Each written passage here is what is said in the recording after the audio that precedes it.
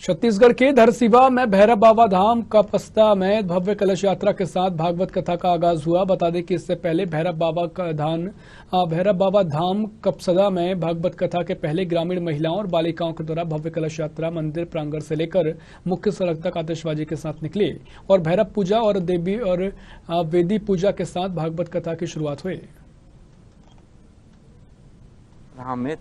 3 दिवसीय मेले के साथ यहाँ पे 7 दिवसीय भागवत कथा का आयोजन किया गया है।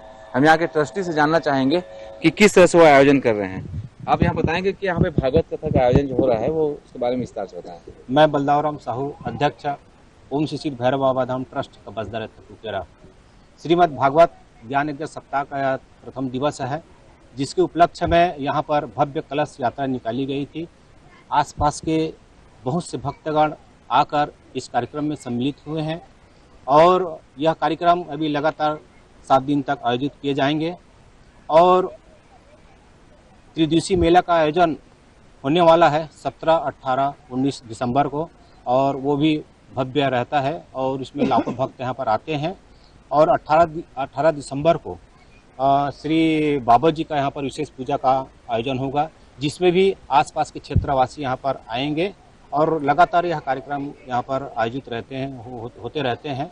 और जो इस श्रीमद् भागवत ज्ञान यज्ञ सप्ताह में आज जो सम्मिलित हुए हैं आसपास के जो भक्तगण, मैं उसे धन्यवाद देना चाहूँगा और ज़्यादा से ज़्यादा लोग यहाँ पर उपस्थित होकर इस कार्यक्रम को सुने, श्रीमद् भागवत ज्ञान यज्ञ के सप्ताह को अपने जीवन में उतारें और इसी तरह अपने जीवन को सार्थक बनाने की कोशिश करें। सर, मंदिर के बारे में कुछ बताएं। मैं केजूराम साहू भैरव बाबा धाम समिति का संरक्षक हूँ। बुजुर्गों से मैंने पता किया तो पता चला कि कपस्दा में हैजा की बीमारी बहुत पहले भी थी। अनेक प्रकार के प्रयास किए लेकिन कभी भी सफलता नहीं मिली।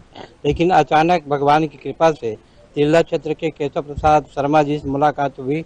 वो यहाँ पर आए और आने के बाद जब परीक्षण किए तो उन्होंने कहा कि रविवार के दिन कम से कम 21 कंडा और 7 प्रकार की जो लकड़ी है उनको एक करके एक हवन किया जाए और हवन करने के पश्चात निश्चित रूप से ऐसी भगवान की कृपा हुई कि बीमारी जो है अपने आप समाप्त हो गई।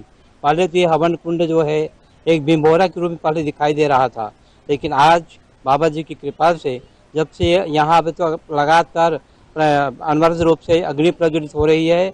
जो भी भक्त यहाँ आते हैं भभूत का ही स्मरण करके, मैं यहाँ तक देखा हूँ कि यहाँ एक बार आदमी आया था, गूंगा था, उसका बच्चा श्रीफल समर्पित के भभूत को मस्तक पर लगाए और उसके बाद देखते देखते उनकी आवाज़ जो है बंद हो गई थी, वो आवाज़ खुल गई। इसको मैंने खुद अपने आंखों से देखा है। इस प्रकार ये हवन कुंड जो है बाबा जी का प्रमुख रूप से स्मरणीय रहेगा।